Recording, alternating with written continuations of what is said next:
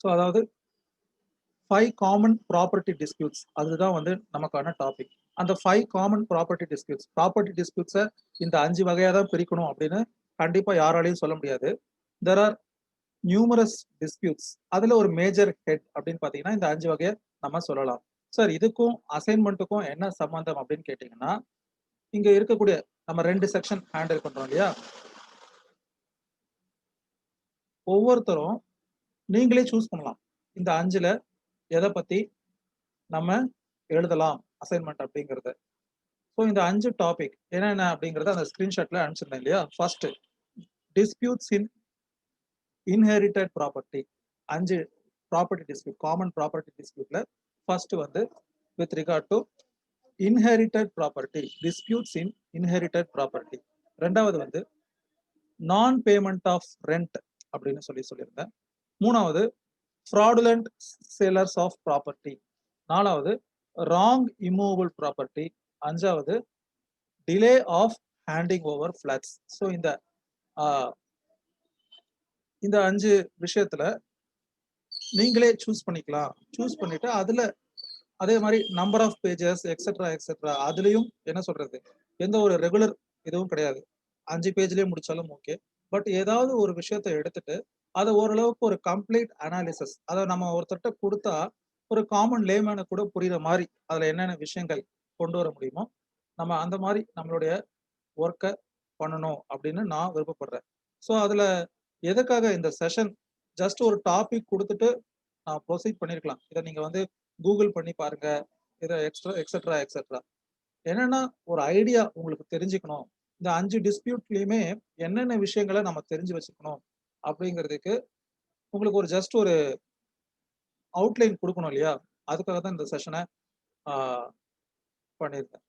ஆமா, சில டேர்ம்ஸ் நான் யூஸ் பண்ணி இந்த சில டேர்ம்ஸ்லாம் வந்து கண்டிப்பா எனக்குமே அதை வந்து முழுசா தெரியும்னு சொல்ல முடியாது. For example with regard to delay in handing over ஃபிளாட்ஸ்ல ரெரா கைட்லைன்ஸ், யூடிஎஸ், எஃப்எஸ்ஐ இந்த மாதிரியான வேர்ட்ஸ்லாம் நான் யூஸ் பண்ணியிருப்பேன். சார் இதுக்கும் நம்ம சப்ஜெக்ட்டுக்கும் சம்மந்தம் இருக்கா அப்படின்னா கம்ப்ளீட்டா சம்மந்தம் இல்லைன்னு சொல்ல முடியாது, என்டையர்லி சம்மந்தம் இருக்குன்னு சொல்ல முடியாது. லா தனியா இயங்காது. நான் ஏற்கனவே சொன்ன முதல் விஷயம் தான், மறுபடியும் சொல்றேன், போர் அடிக்கிறேன்னு நினைக்காதீங்க. லா எக்ஸ்க்ளூசிவா ஒரு ஆக்ட் மட்டும் தனியா இயங்கவே இயங்காது. அதோடு தொடர்புடைய மற்ற விஷயங்களை பத்தியும் முழுசா தெரிஞ்சிருந்தாதான் நமக்கு வந்து ஒரு ஒரு கிறிஸ்டல் கிளியர் வியூ கிடைக்குமே தவிர ஒரு சின்ன ஒரு போர்ஷன், சரி exam point of view 137 section இருக்கு, அதுல வந்து ஒரு 80 செக்ஷன்ஸ் படிச்சோம், நல்லா ஸ்கோர் பண்ணோம், அது ஒரு பக்கம் இருந்தாலும் கூட you should know why, what, how. அது அந்த ஆஸ்பெக்டுக்காக தான் இந்த மாதிரி ஒரு டாபிக்கை கொடுத்துருக்கேன். ஸோ இந்த 5 ஹெட்டிங்ல நீங்களே உங்களுக்கு என்ன தோணுதோ அதை எடுத்துக்கலாம்.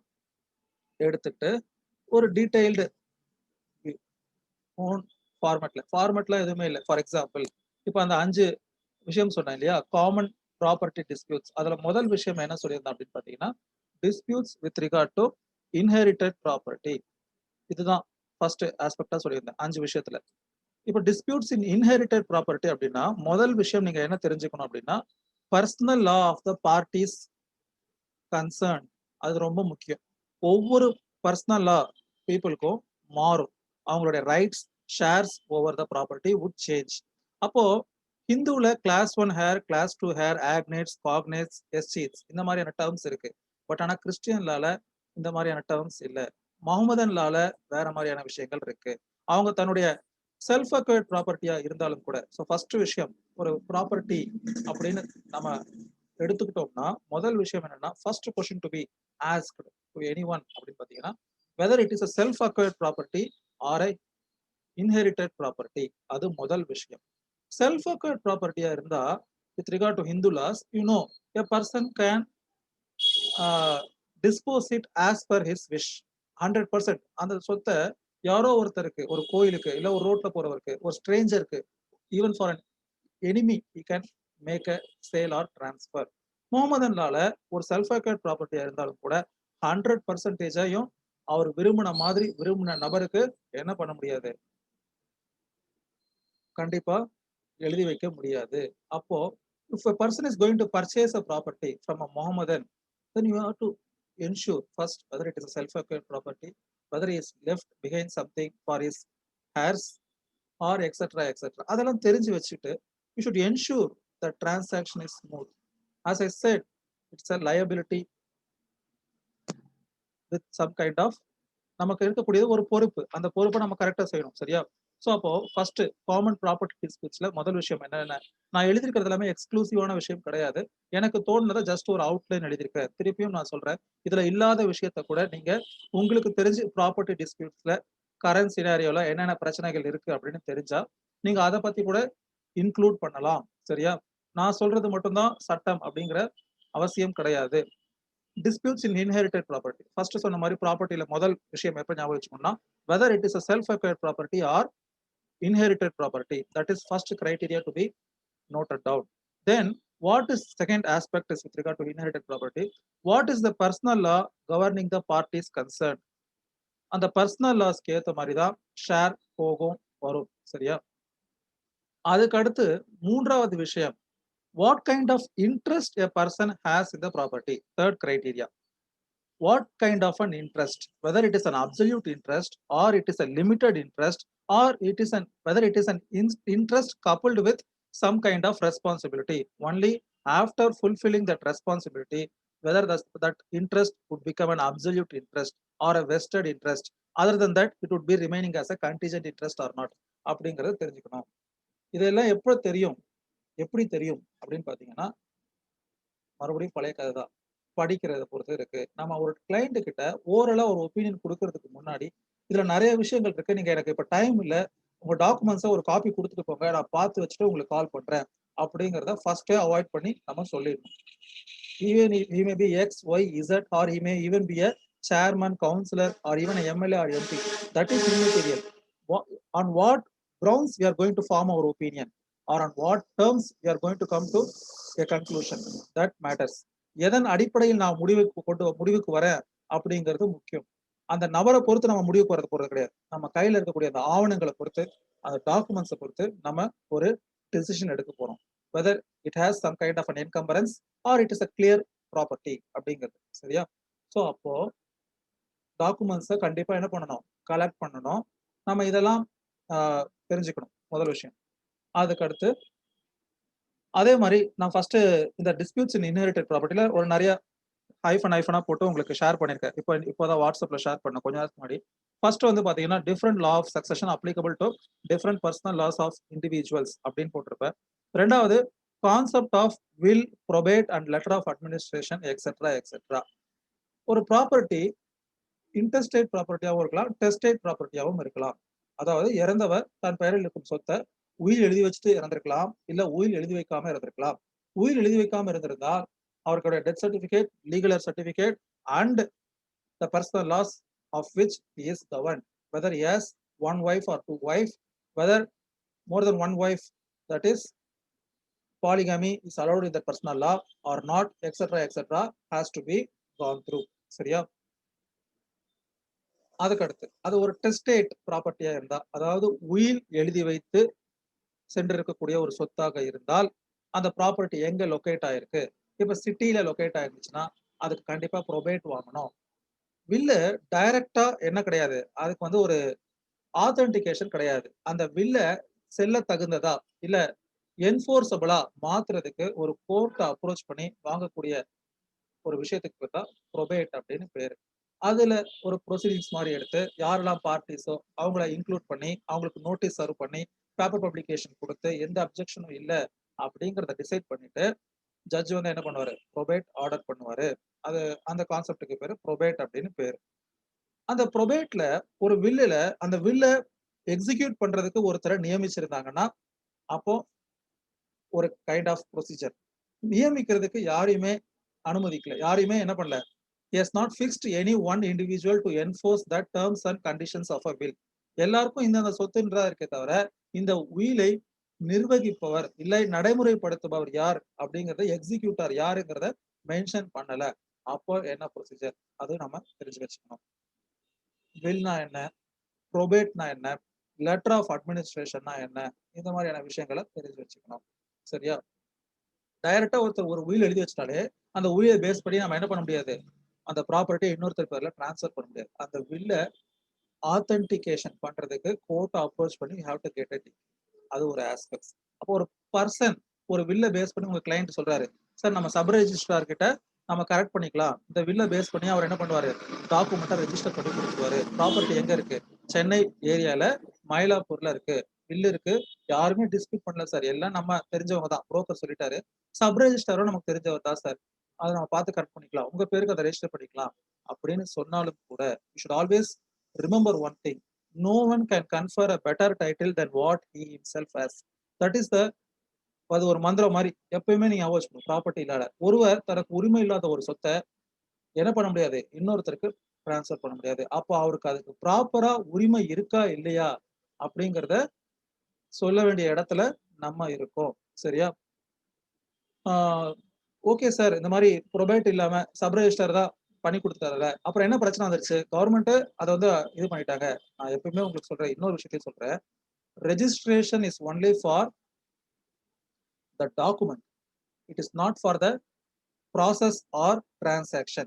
registration பண்றதுனால அந்த ஆவணத்துடைய உண்மை தன்மைகளோ இல்ல அது சட்டப்பூர்வமா செல்லும் தன்மைகளுக்கோ சான்று அளிக்கப்படவில்லை. it is just a mere formal procedural acknowledgement, that's all. It does not confer any rights or any interest over that particular property. அப்போ கண்டிப்பா ரெஜிஸ்ட்ரேஷன் பண்ணிருக்கு அப்படிங்கிறதுனால மட்டுமே a document would not attain sanctum sanctorum, அது புனித தன்மை அடைந்து விடாது. சரியா? அந்த விஷயத்தை நம்ம ஞாபகம் வச்சுக்கணும். சொல்ற விஷயங்கள் எல்லாம் ஒரு பெரிய விஷயங்களா இருக்கும், உங்களால டக்குன்னு புரிஞ்சுக்க முடியாது. பட் ஆனா பேசிக்ஸ் இதை நீங்க நினைவுல வச்சுக்கிட்டா போதும். இது சம்பந்தமா நீங்க அடுத்தடுத்து உங்களுக்கு ஏதாவது ஒரு ஆப்பர்ச்சுனிட்டி கிடைக்கும் போது இந்த விஷயங்களை எல்லாம் மனசுல வச்சுக்கிட்டு நோட் பண்ணிக்கிட்டு நீங்க ப்ரொசீட் பண்ணீங்கன்னா it would be yielding better results. அதுதான் என்னோட சப்மிஷன். சரியா? ஸோ அது அடுத்து ஒரு டாக்குமெண்ட் சம்பந்தமா என்னென்ன தேவை அப்படின்னு பாத்தீங்கன்னா ஏற்கனவே சொன்ன விஷயங்கள் தான்.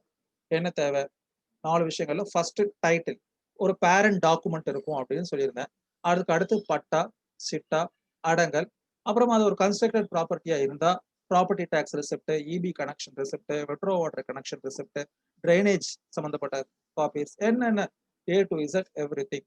ஸோ இப்போ ஒரு ப்ராப்பர்ட்டியை ரெஜிஸ்டர் பண்ணும்போது நான் உங்களுக்கு ஏற்கனவே ஒரு அசைன்மெண்ட் கொடுத்துருந்தேன், கண்டிப்பா அதை நிறைய பேர் பண்ணிருக்க மாட்டீங்கன்னு நினைக்கிறேன். நான் ஜாயின் செஷன் இன்சிஸ்ட் பண்றதுக்கு அட்லீஸ்ட் இதுல ஒரு 30 பேராவது கேட்டா மறுபடியும் அவங்க கேட்கறதுக்கு தேவையில்லையே அப்படிங்கிற ஒரு ஆஸ்பெக்ட் தான்.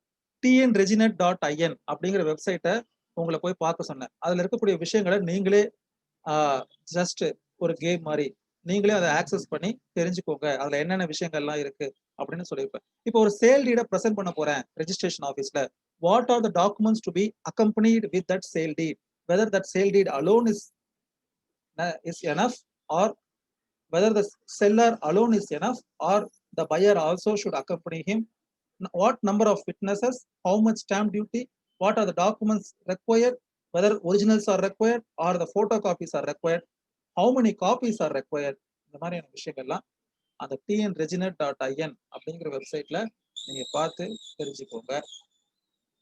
சரியா? அடுத்து நான் சொன்னேன், இந்த பட்டா, சிட்டா, அடங்கல், அப்புறமா எஃப்எம்பின்னு சொல்லுவாங்க, field map diagram sketch, FM sketch, field map sketch, அதுக்கு அடுத்து இருக்கக்கூடிய ஏ எக்ஸ்ட்ராக்ட் எக்ஸெட்ரா எக்ஸெட்ரா. நீங்க ஒரு லேண்டு கிளாசிபிகேஷன் ஆஃப் லேண்டுன்னு இருக்கு. எப்படி ஒருத்தர்கிட்ட நம்ம வந்து கேட்கும் போது இது செல்ஃப் அக்வயர்ட் லேண்டா இல்ல இன்ஹெரிட்டட் லேண்டா கேட்கிறோமோ, அதுக்கடுத்து ஒரு காமன் மேனுக்கு இவ்வளவு டீட்டெயிலா நம்ம கேட்கக்கூடாது. பட்டா இருக்கா இந்த லேண்டுக்கு அப்படின்னு சொல்லி கேட்கறாங்க. பட்டா இருக்கா இந்த சென்ஸ் அப்படின்னா government is authorizing your possession as lawful possession. You are not an encroacher and that land is not a government land அப்படிங்கிறதுக்காக அவங்க கொலோக்கியலா சொல்றக்கூடிய வார்த்தை தான் patta. But you should always remember, patta does not confer ownership. It is only legalizing the possession of that particular individual, that's all. But there is one more step ahead, இன்னும் ஒரு படி மேலே செல்ல வேண்டும், அதுதான் அந்த ஓனர்ஷிப் அப்படிங்கிற கான்செப்ட். சரியா? இப்போ நீங்க ஆன்லைன்ல கூகுள்ல போயிட்டு ஆன்லைன் பட்டா வியூ அப்படின்னு நீங்க கிளிக் பண்ணுங்க, டைப் பண்ணீங்கன்னு வச்சுக்கோங்களேன். ஆன்லைன் பட்டா PATTA வியூ அப்படின்னு நீங்க கிளிக் பண்ணீங்கன்னா தமிழ்நாடு கவர்மெண்ட்டுடைய அந்த லேண்ட் ரெஜிஸ்ட்ரேஷன் டிபார்ட்மெண்ட் வெப்சைட்குள்ள போகும். அதுல அந்த சர்வே நம்பர் எக்ஸெட்ரா டீடைல்ஸ் கொடுத்தீங்கன்னா view a extract or view patta அப்படின்னு இருக்கும். அது ரெண்டுத்துல எதுனாலும் கொடுக்கலாம். நீங்க வியூ ஏ எக்ஸ்ட்ராக்ட் கூட கொடுக்கல, கொடுத்தீங்கன்னா கிளாசிபிகேஷன் ஆஃப் லேண்ட் அப்படின்னு சொல்லிட்டு ஒன்று போட்டிருக்கும். அதுல அப்படின்னு போட்டிருந்துச்சுன்னா அரசு இடம் அப்படின்னு அர்த்தம். That is government land. So you are not suppose to purchase that government land. அப்படின்னு போட்டிருந்துச்சுன்னா ரியாத்வாரி லேண்ட். அப்படின்னு போட்டிருந்துச்சுன்னா நஞ்சை லேண்ட். பூ அப்படின்னு போட்டிருந்துச்சுன்னா புஞ்சை லேண்ட். ஸோ அப்போ இப்போ கூட நீங்க உங்களுக்கு பேரலா ஒரு ஸ்கிரீன் இருந்தாலோ இல்ல இந்த கிளாஸ் முடிஞ்சதுக்கு அப்புறமா கூட நீங்க செக் பண்ணி பாருங்க ஆன்லைன் பட்டா வியூ எப்படின்னு சொல்லிட்டு.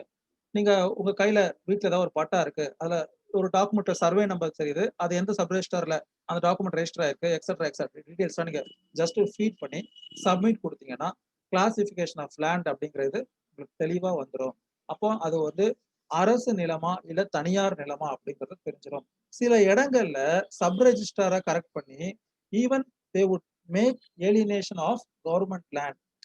HRNC லேண்டை கூட என்ன பண்ணிடுவாங்க, ஏலியனேட் பண்ணிடுவாங்க. Hindu religious and charitable endorsement, Hindu சமய அறநிலையத்துறைக்கு சொந்தமான லேண்டை கூட இல்ல ஒரு வக்ஃபு ப்ராப்பர்ட்டியை கூட என்ன பண்ணிடுவாங்க, ஏலியனேட் பண்ணிடுவாங்க. நான் ஏற்கனவே சொன்ன மாதிரி unlawful act does not have any protection. Illegal activities are always illegal, whether it has been registered or whether it has been stamped or whether it has been attested. Those things are immaterial. You need not bother. Even after umpteen number of years, even after 100 years have lapsed, illegal transaction is always an illegal transaction. அதுல மாற்று கருத்தே கிடையாது. சரியா? So அப்போ அதை நம்ம ஆன்லைன்ல தெரிஞ்சுக்கலாம். சில இடங்கள்ல நில உரிமையாளர்னு போட்டு ஒரு கோயில் பேர் போட்டிருக்கோம், காரணீஸ்வரர் கோயில் அறநிலையத்துறை அப்படின்னு போட்டிருக்கோம். அப்படின்னா என்ன அர்த்தம்னா அது கோயிலுடைய லேண்டு, அதை ஒரு லீஸ் ஹோல்ட் ரைட் மாதிரி ஏதோ கொடுத்துருப்பாங்க. பட் ஆனா காலப்போக்கில் கவர்மெண்ட்ல ப்ராப்பரா லீஸ் ஹோல் ஏதோ கலெக்ட் பண்ணதுனால அதை வேற யாரோ ஒருத்தர் மிஸ்யூஸ் பண்ணி ரெஜிஸ்டர் பண்ணியிருப்பாங்க. ஒருத்தர் ரெஜிஸ்டர் பண்ணியாச்சுல, அடுத்து நம்ம பண்ணிக்கலாம், நமக்கு எந்த பிரச்சனையும் வராது அப்படின்னு அர்த்தம் கிடையாது. ஒரு செக் போஸ்ட்ல தாண்டிட்டோம், இன்னொரு செக் போஸ்ட்ல மாட்ட மாட்டோம்னு அர்த்தம் கிடையாது. சரியா? தென் நான் சொன்ன மாதிரி கிளாசிபிகேஷன் ஆஃப் லேண்ட்ஸ் பத்தி மென்ஷன் பண்ணியிருக்கேன். அடுத்து என்கம்பரன்ஸ் சர்டிபிகேட் ஆன்லைன் நீங்க டிஎன் ரெஜினெட் வெப்சைட்ல போயிட்டு நான் சொல்ற மாதிரி 2-3 விஷயங்கள் நீங்க செக் பண்ணி பார்க்கலாம். Online view online easy from date to date கொடுத்து எந்த சப் ரெஜிஸ்டர் ஆஃபீஸ் என்ன சர்வே நம்பர் எக்ஸெட்ரா போட்டீங்கன்னா என்னென்ன ரெஜிஸ்ட்ரேஷன் அந்த பர்டிகுலர் ப்ராப்பர்ட்டில நடந்திருக்கோ எல்லாத்தையும் நீங்க என்ன பண்ணலாம், தெரிஞ்சுக்கலாம். அதுல ஏதாவது என்கம்பரன்ஸ் இருக்கா அப்படிங்கறத தெரிஞ்சுக்கலாம். அதுக்கு அடுத்து பாத் அசஸபிலிட்டி எக்ஸெட்ரா அந்த எஃப்எம்பி ஸ்கெட்ச் அந்த ப்ராப்பர்ட்டியை நேரா போய் பார்வையிடுறது ரொம்ப முக்கியம். அது விற்கிறவர் ஹரிச்சந்திரனாக இருந்தாலும் கூட, ராமராக இருந்தாலும் கூட, கர்ணனாக இருந்தாலும் கூட அந்த ப்ராப்பர்ட்டியை நேரா போய் பார்த்து அது ப்ராப்பர் பார்த்து ஆக்சசிபிலிட்டி எல்லாம் இருக்கா இல்லையா, அது சம்பந்தமா அந்த எஃப்எம்பி ஸ்கெட்ச்னு சொன்னால field map sketch village administrative ஆஃபீஸ்ல கிடைக்கும். இல்ல நீங்க உங்க வெண்டார் கிட்ட இன்சிஸ்ட் பண்ணலாம். இல்ல நான் இதை சொன்னேன் இல்லையா, online patta view and online A extract view, அதுலயே கூட ஆன்லைன் எஃப்எம்பி வியூன்னு இருக்கும். அதை நீங்க பாத்தீங்கன்னா ஒரு ஸ்கொயர் இடமா இருந்துச்சுன்னா போட்டு அதுல இந்த பக்கம் ரோடா இந்த பக்கம் இதா ஒரு மேப் கூட இருக்கும். விஏஓ ஆஃபீஸ்ல இல்ல கலெக்டர் ஆஃபீஸ்ல எப்படின்னா ப்ளூ கலர்ல பண்ணியிருந்தாங்கன்னா வாட்டர் பாடிஸ், ப்ரௌன் கலர்ல மவுண்டன்ஸ், அந்த மாதிரி நம்ம கிளாசிபிகேஷன் இருக்கு. இந்த அளவுக்கு டீட்டெயிலா பண்ணலனாலும் கூட you should know what is what. சரியா? எல்லா நாளும் நம்ம சரி ஓகே. அண்ட் தென் நான் அந்த ஆன்செஸ்ட்ரல் ப்ராப்பர்ட்டியில லாஸ்ட் பிஃபோர் திங் ஒரு முக்கியமான ஒரு விஷயம் எழுதியிருக்கேன். என்னன்னு பாத்தீங்கன்னா அந்த உங்களுக்கு அனுப்பிச்ச வாட்ஸ்அப்ல covenants in parent document when ancestral property divided and sold to many persons. இது ரொம்ப முக்கியமான ஒரு விஷயம். என்ன அப்படின்னு பாத்தீங்கன்னா பழைய காலத்துல ப்ராப்பர்ட்டி ஒருத்தர்கிட்டயே இருக்கும். அந்த ஒருத்தருக்கு 6 பசங்க, அதுக்கு அடுத்து வரவங்களுக்கு ஒவ்வொருத்தருக்கும் 2 பசங்க இல்ல 3 பசங்கன்னு வரும்போது ஒவ்வொருத்தரும் அதை என்ன பண்ணிருப்பாங்க, இண்டிவிஜுவல் ப்ராப்பர்ட்டி அவங்களுக்குள்ளே வச்சிருப்பாங்க ஒரு பார்ட்டிஷன் பண்ணி, இல்ல ஒவ்வொருத்தர் தன்னுடைய நீடுக்கு ஏத்த மாதிரி என்ன பண்ணிருப்பாங்க, சேல் பண்ணிட்டு வேற ஒரு இடத்துக்கு போயிருப்பாங்க. அப்போ அந்த பேரண்ட் டாக்குமெண்ட்ல ஏதாவது கோவனன்ட் இருக்கா, whether particular path has been earmarked for transportation, வண்டி சாலையாக பயன்படுத்துவதற்கு அனுமதி அளிக்கப்பட்டிருக்கா, இல்ல நீர் செல்வதற்காக, தண்ணி பாய்ச்சுவதற்காக, இல்ல வேற ஏதோ ஒரு ரீசனுக்காக, ஒரு டக்ட் ஃபிக்ஸ் பண்றதுக்காக, இல்ல மற்ற விஷயங்களுக்காக இருக்கா? அப்படி இருந்துச்சுன்னா, அது அடுத்தடுத்து வரக்கூடிய டிரான்சாக்ஷன்ஸ்க்கும் பொருந்தும். Covenant section 40 of transfer of property act, section 40 of transfer of property act and section 11 of transfer of property act. அப்போ ஏதோ ஒரு ரெஸ்ட்ரிக்ஷன் ஒரு லேண்ட்ல இருந்துச்சுன்னா, அது சப்சிக்வெண்ட் பர்சன்ஸ்க்கும் கண்டிப்பா பைண்ட் ஆகும். அப்போ ஒருத்தர் வாங்க போறாருன்னா, அந்த லேண்ட்ல அவருக்கு 1000 ஸ்கொயர் ஃபீட்னு போட்டிருந்தாலும் கூட, if that purpose has to be continued, he may lose some 100 or 150 square feet. So you would have only 850 square feet in his hand. அதை நம்ம அவர்கிட்ட கிளியரா சொல்லிடணும். அதெல்லாம் எப்படி தெரிஞ்சுக்க முடியும் அப்படின்னு பாத்தீங்கன்னா, அந்த பேரண்ட் டாக்குமெண்ட்ஸ் அப்படின்னு சொல்லக்கூடிய மூல பத்திரம் அப்படின்னு சொல்லுவாங்க. இந்த லேண்டுடைய ஃபர்ஸ்ட் டிரான்சாக்ஷன் XYZ அப்படின்னு வந்திருக்கும் இல்லையா? ஸோ நீங்க அதெல்லாம் கோ த்ரூ பண்ணி பாத்தீங்கன்னா, you should come to the conclusion whether there is some covenant or not. If there is some covenant, whether it is of binding nature or not. அதுக்கு அடுத்து இந்த ஆன்செஸ்டர் ப்ராப்பர்ட்டில இன்னொரு முக்கியமான விஷயம், minor's property, whether a person can purchase a minor's property or not அப்படின்னு சொல்லிட்டு. இதை பொறுத்த வரைக்கும் மைனர்ஸ் ப்ராப்பர்ட்டியை பொறுத்த வரைக்கும் முதல் விஷயம் நீங்க ஞாபகம் வச்சுக்கிறது, டாக்குமெண்ட்ஸை படிச்சு பார்க்கறது. சில நேரங்கள்ல மைனருக்கு என்ன மாதிரியான ரைட்டை கொடுத்துருக்காங்க அப்படிங்கிறது based on terms and conditions. மைனருடைய நேச்சுரல் கார்டியனா அந்த டாக்குமெண்ட்ல ஒருத்தர் அப்பாயிண்ட் பண்ணிருப்பாங்க. அந்த நேச்சுரல் கார்டியனுக்கு என்ன அதிகாரம் வழங்கப்பட்டிருக்கு, லால என்ன அதிகாரம் வழங்கப்பட்டிருக்குங்கிறது ஒரு பக்கம் இருந்தாலும் கூட, what the terms and conditions of document அப்படிங்கிறது தெரிஞ்சுக்கணும். சரியா? அது ஒரு விஷயம். அதுக்கு அடுத்து ஃபார் எக்ஸாம்பிள் பிளாங்கா பார்த்தா நம்ம கான்ட்ராக்ட் ஆக்ட்ல என்ன சொல்லிருக்கோம்னா, minors contract is void ab initio அப்படின்னு சொல்லி பிளாங்கா படிச்சிருக்கோம். ஒரு ஒரு fill in the blanks மாதிரி. பட் ஆனா அவருடைய நெசசிட்டிக்காக ஒரு கான்ட்ராக்ட பண்ணியிருந்தா then it is a valuable contract அப்படிங்கிறத பின்னாடி நம்ம பார்த்திருக்கோம். அப்போ அந்த கார்டியன் மைனர் மேஜர் ஆகுறதுக்கு முன்னாடியே அந்த ப்ராப்பர்ட்டியை சேல் பண்ணிட்டாரு. அந்த சேல் டீட்ல if he has included those words and that natural guardian is also empowered for making such transaction under certain circumstances அப்படின்னு அந்த பேரண்ட் டாக்குமெண்ட்லயே எந்த டாக்குமெண்ட் மூலியமா அந்த கார்டியனுக்கு அந்த ப்ராப்பர்ட்டி டிவால்வ் ஆயிருக்கோ அந்த ப்ராப்பர்ட்டிலேயே அவங்களுக்கு அந்த அதிகாரம் வழங்கப்பட்டிருந்தா அப்போ கண்டிப்பா அவங்க பண்ணக்கூடிய அந்த டிரான்சாக்ஷன் செல்லும். அப்போ அதெல்லாம் நம்ம என்ன பண்ணணும், கோ த்ரூ பண்ணி பார்க்கணும். மைனர்ஸ் பண்ண டிரான்சாக்ஷன் இன்வேலிட்னு அர்த்தம் கிடையாது. It is valid but it should be authorised. அதை நம்ம அந்த டாக்குமெண்ட் மூலியமா தெளிவுபடுத்திக்கணும். சரியா? அதுக்கு அடுத்து ஃபேமிலி செட்டில்மெண்டா இருந்தா what are the criterias, etc., whether it is a unilateral or a multilateral settlement or gift. அதே மாதிரி legal heirs இருந்தா whether they are alone the legal heirs or there is some X or Y or Z, etc. அதையெல்லாம் நம்ம என்ன பண்ணிக்கணும், ensure பண்ணிக்கணும். If you are going to purchase the property, go and locate and see and ask to whom this property belongs to. Say he is no more, how many children are there. You should just try to gather those details. அதெல்லாம் உண்மையா இருக்காங்கிறத அந்த ஆவணத்துல நீங்க தெரிஞ்சுக்கணும். சரியா? So இது வந்து with regard to inherited property. Inherited ப்ராப்பர்ட்டியை பொறுத்த வரைக்கும் பார்ட்டிஷனுங்கிறதும் ஒரு முக்கியமான ஒரு விஷயம். ஸோ அப்போ ஒருத்தருடைய அந்த பர்சனல் லாஸ்க்கு உட்பட்டு சக்சஷன் லாஸ்க்கு உட்பட்டு the person is entitled for property. அந்த பார்ட்டிஷன் மூலியமா என்ன ஆகுது, ஒருத்தருடைய ஓனர்ஷிப்பை ஃபிக்ஸ் பண்றாங்க இல்லையா? ஓனர்ஷிப்பை ஃபிக்ஸ் பண்றாங்க. To this property, to this schedule of this property, X would acquire certain rights. With regard to this property, Y has to acquire certain rights.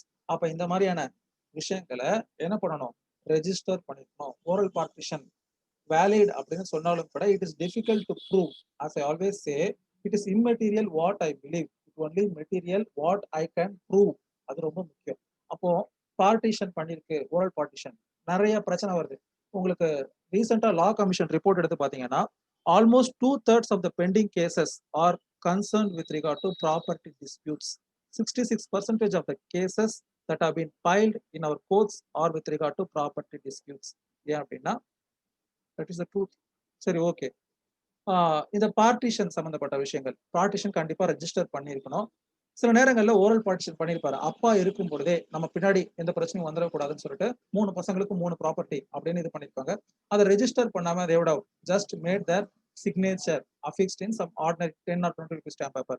பின்னாடி என்ன ஆகும்னா ஒருத்தருக்கு கொடுத்த property would have escalate its value umpteen number of times. இன்னொருத்தருக்கு கொடுத்த property would reduce in its value. அது main ஆன இடத்துல வந்திருக்கலாம், இன்னொரு பகுதி டொக்கா போயிருக்கலாம். அப்போ அவர் என்ன பண்ணுவாருன்னா I am not concerning with regard to this partition, this is not a registered partition அப்படின்னு சொல்றதுக்கு வாய்ப்புகள் இருக்கு. அப்போ அந்த விஷயங்கள் எல்லாம் என்ன பண்ணணும், you should ensure it has been properly registered etc etc. சரி, இது ஒரு ஆஸ்பெக்ட். ஸோ இப்போதைக்கு வந்து ஃபர்ஸ்ட் இதை மட்டும்தான் இந்த செஷன்ல என்னால் டிஸ்கஸ் பண்ணிருக்க முடியுது. இது கூட என்ன சொல்றது, எக்ஸ்க்ளூசிவான விஷயம் கிடையாது. இன்னும் 4 விஷயங்கள் இருக்கு. நான் payment of rent, fraudulent sellers of property and other things. அதுக்கப்புறமா இன்னும் ஒரே ஒரு விஷயத்த மட்டும் சொல்லிட்டு இந்த செஷனை வைண்ட் அப் பண்ணிடுறேன். உங்களுக்கு நிறைய டவுட்ஸ் இருக்கும், நீங்க எனக்கு தயங்காம கேளுங்க. பட் நீங்க என்ன ஒர்க் பண்ணணுங்கிறத நான் இப்போ சொல்லியிருக்கேன். அதாவது காமன் ப்ராப்பர்ட்டி டிஸ்பியூட்ல ஏதாவது ஒரு டாபிக் எடுத்து, இதை இப்போ இந்த 5 விஷயத்துல கவர் ஆகுற மாதிரி ஏதாவது ஒரு டாபிக் எடுத்து அதை நீங்க டீட்டெயிலா ஒரு அனலிசிஸ் பண்ணி எதனால இந்த பாதிப்புகள் இருக்கு, இல்ல how those to be reduced or can be overcome அப்படிங்கறத நீங்க எழுதுங்க. சரியா? அடுத்து கிளாசிஃபிகேஷன் ஆஃப் லேண்ட், அது ரொம்ப முக்கியமான ஒரு விஷயம். After 2017, if you are going to buy a residential plot, it should be approved by the authority concerned, whether district and town country planning and the authority, DTCP authority, or a CMDA authority, Chennai Metropolitan Development Authority. அப்போ ஒரு unauthorised லேண்டை நம்மளால register பண்ண முடியுமா, முடியாதா? அதே மாதிரி அது அக்ரிகல்ச்சரல் லேண்டா இருக்கு, நான் இப்போ அந்த இடத்த வாங்கிட்டேன், how I should, whether I can able to convert it into a residential land or it should be continue as an agricultural land. அது ஒரு ஆஸ்பெக்ட். இன்னொரு ஆஸ்பெக்ட், ஒரு பிளாட்டை வாங்கிட்டேன், அந்த பிளாட்டை அவங்க போடும்போதே ஒரு ப்ராப்பர்ட்டியை கம்யூனிட்டி ஹாலுக்குன்னு ஒதுக்கியிருப்பாங்க, ஒரு ப்ராப்பர்ட்டியை பார்க்குன்னு ஒதுக்கியிருப்பாங்க, ஒரு பிளாட்டை ஷாப்புக்குன்னு ஒதுக்கியிருப்பாங்க. So I purchase a shop plot, whether I can convert it into a residential premises. நான் ஒரு வீடு கட்ட முடியுமா, ஷாப்னு போட்டிருக்கேன் அந்த லே அவுட் டயக்ராம்ல, அந்த பிளாட்டை நான் வாங்கியிருக்கேன், அந்த பிளாட்டை நான் என் வீடு கட்டுறதுக்கு பயன்படுத்த முடியுமா, பண்ண முடியும்னா எப்படி முடியும், அதுக்கு என்னென்ன சட்டங்கள் இருக்கு, என்னென்ன ப்ரொவிஷன்ஸ் இருக்குங்கிறத நம்ம அடுத்த ஒரு செஷன்ல பார்ப்போம். இப்போ நான் உங்களை அன்மியூட் பண்ணி விடுறேன். உங்களுக்கு ஜெனரலா ஏதாவது டவுட் இருந்தா நீங்க கேளுங்க. You have 150 seconds.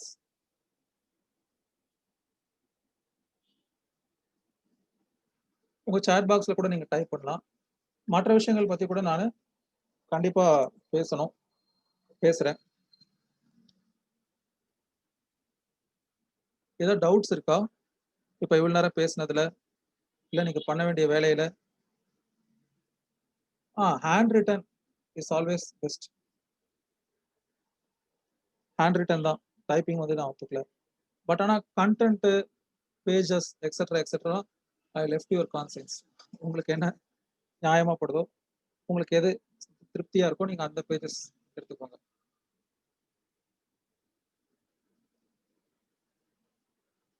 சில பேர் ஃபீல் பண்ணுவீங்க, என்ன சார் இதெல்லாம் நம்மளுடைய சப்ஜெக்ட்டுக்கு கொஞ்சம் அவுட் சைட் நிறைய இருக்கேன்னு. But okay, subject anyway we are going to study and we are going to clear the papers. அதுல எந்த டவுட்டும் இல்லை.